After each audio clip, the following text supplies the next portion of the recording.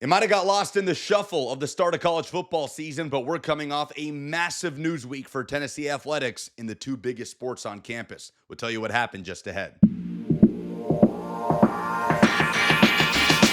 Taking Hey, Lucas Panzica here from 104.5 The Zone and A to Z Sports. In the lead up to Tennessee's Week 1 win over Syracuse in Atlanta, two major things happened for football and men's basketball. And we start with football, with the commitment, the flip of former LSU commit and five-star wide receiver Tristan Keys, who pledged to the Vols at the end of last week. This is a massive deal for head coach Josh Heupel, for wide receiver coach Kelsey Pope, and this entire coaching staff to get the commitment of who 247 Sports believes is the number one wide receiver in the class of 2026. And now Tristan Keys joins up with the number one quarterback in the class of 2026, Faison Brandon. That's right. Tennessee now has two of the top five players in the upcoming recruiting class, and that moves the Vols up to number 8 in the 247 Sports team recruiting rankings. Again, it's hard to overstate how big of a deal this is, and it's not a coincidence, by the way, that this takes place mere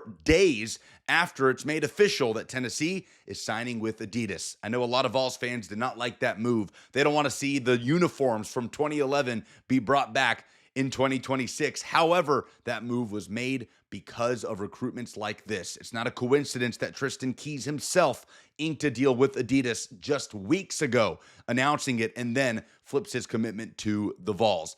That type of financial resource is exactly what Tennessee has needed to be back among the elite when it comes to recruiting, to build that type of talent profile with its roster that can legitimately put the Vols into that conversation of national championship contender.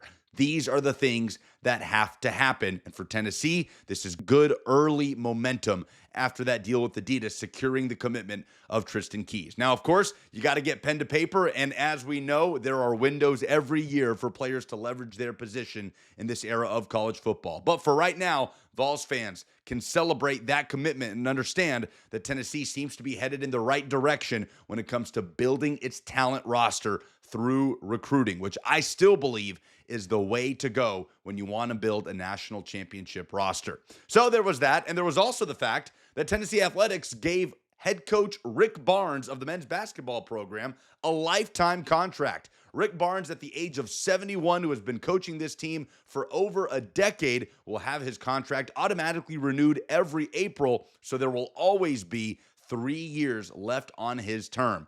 And this is well-deserved. What more can you say about Rick Barnes, who at this point, I don't even think it's debatable, is the best men's basketball coach in Tennessee history? We're talking about 2 Elite Eight appearances. We're talking about multiple Sweet 16s, 2 regular season titles in the SEC, 1 SEC tournament title, the amount of wins over Kentucky, all for a guy that when he took over back in 2015, a lot of us thought was just going to ride off into the sunset and wrap up his career with a few seasons trying to get Tennessee basketball back stable again. Well, he's got Tennessee basketball back in that national championship discussion. Now, that first Final Four has been elusive, and they'll continue to push for it, but that roster is loaded for the upcoming season with 5-star Nate Ament coming in as the headliner. Huge news week for Tennessee, and they ended it the right way with the win over Syracuse, and 2025 has been fun for the Vols fan base.